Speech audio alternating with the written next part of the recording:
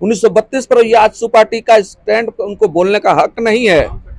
और भाजपा ये तो नाटक करने वाली पार्टी है, ये अपना स्टैंड नहीं बताएगी।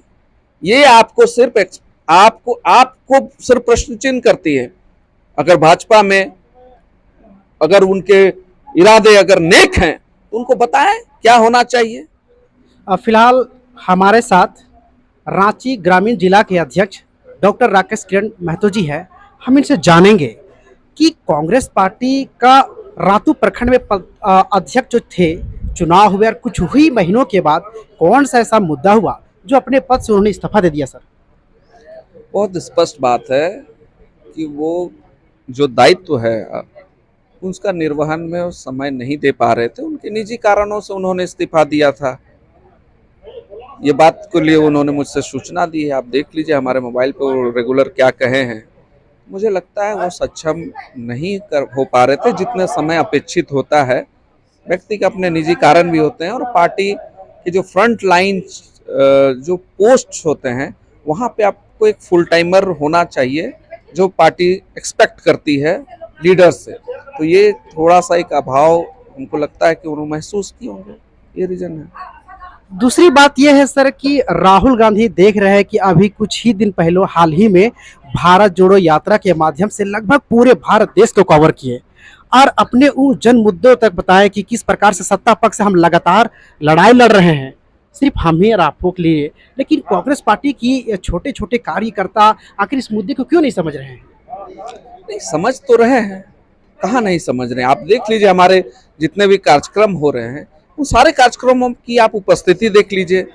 पूर्व में हम भले थोड़े सक्रिय नहीं थे, लेकिन जब से भारत जोड़ो यात्रा प्रारंभ हुई है आप हमारे संगठन में एक जोश का संचार हुआ है, कार्यकर्ताओं में उत्साह है और साथ ही साथ देश में जो महंगाई, बेरोजगारी और जो अन्य ज्वलंत विषय है उनसे देश की जनता जिस तरह से परेशान है, अब देश की जनता का भी एक तरह से पार्टी को समर्थन व्यापक रूप से प्राप्त हो रहा है।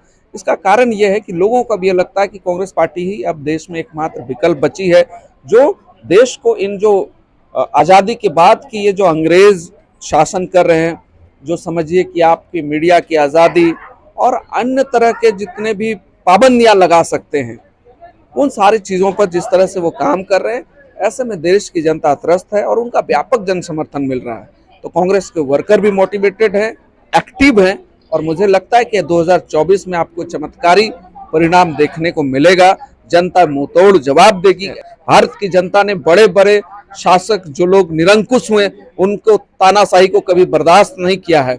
तो ये जो लोग जो जनता की ही ताकत पर बनकर और जनता को ही आज जिस तरह से रौंद रहे हैं, उनके सपनों को चकनाचूर कर रहे हैं, मुझे लगता है कि 2024 में जनता को जब उनके हाथ में कमान रहेगी, जनता के हाथ में, वो एक बड़े बदलाव की ओर बढ़ रही है और देश का ये मूड है और इसके लिए कांग्रेस पार्टी अपने संगठन को भी दुरुस्त कर रही है। और आप देखिएगा कि आने वाले समय में आपको कांग्रेस पार्टी के संगठन में भी आप आमूलचूल परिवर्तन देखने को आपको मिलेगा, जनभावनाओं के हिसाब से काम कर पाए।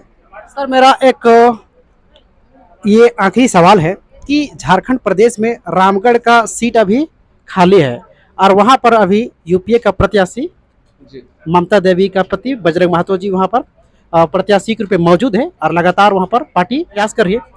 क्या लगता है कि इसमें कांग्रेस पार्टी को विजय हासिल होगी?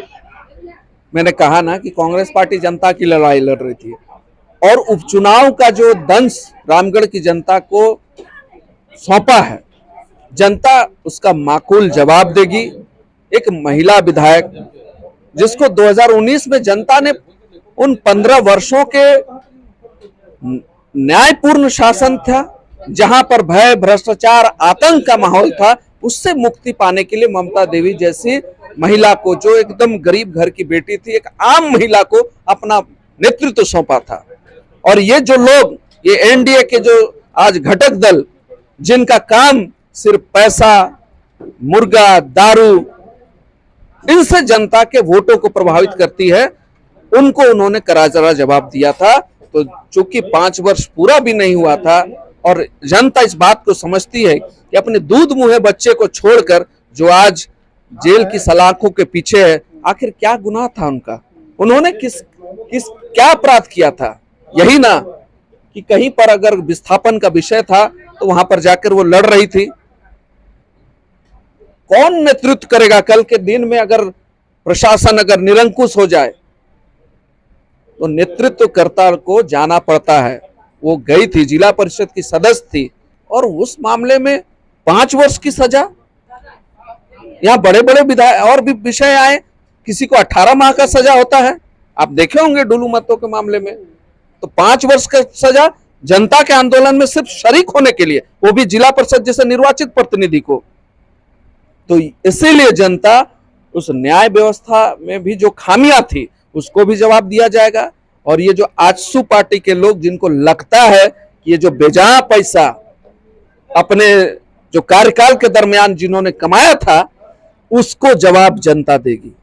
ये उसी का युद्ध है और इसमें जनता जीतेगी। ये कांग्रेस पार्टी जनता की लड़ाई लड़ रही है। इसमें एक सवाल और भी होना देख रहे हैं कि 1932 का खतियान जो कि विधानसभा में पास हुआ, पास होने के बाद राज्यपाल के पास भेजा गया और कहीं न कहीं बीजेपी का समर्थन नहीं मिला या जो भी हुआ उसके बाद वो विधेयक वापस हो गया, क्या इसका असर उस रामगढ़ का उपचुनाव में देखने को मिलेगा? तो स्पष्ट है, हम तो उसके समर्थक हैं, सरकार तो उसके पक्ष में खड़ी है। जो लोग 1985 के स्थानीय के कटअप पर मिठाइयां बांटे थे, प्रश्न चिन्ह तो उन पर है, प्रश्न तो उन पर उठता है। जो लोग यहाँ बाहरी भाषाओं को थोपते हैं, जो लोग 1932 खतियान का विरोध करके 1985 पर जनता को जश्न मनवाते हैं, वो लोग आज 1932 पर इनको बोलने का हक कौन देता है? 1932 पर ये आजसू पार्टी का स्टैंड उनको बोलने का हक नहीं है। और भाजपा ये तो नाटक करने वाली पार्टी है, ये अपना स्टैंड नहीं बताएगी। ये आपको सिर्फ आपको सिर्फ प्रश्न चिन्ह करती है। अगर भाजपा में अगर उनके इरादे अगर नेक हैं तो उनको बताएं क्या होना चाहिए। अरे विपक्ष का एक अहम रोल होता है लोकतंत्र में, आप सुझाव दीजिए क्या होना चाहिए। कहाँ सुझाव देती है? सिर्फ पेपर में, अखबार में, मीडिया में बने रहने के लिए ये नेतागिरी और राजनीति अपनी करते हैं। इनको जनता के विषयों पर भी कोई सरोकार नहीं है। एक विपक्ष की जो स्वच्छ भूमिका होती है उसमें भाजपा विफल है।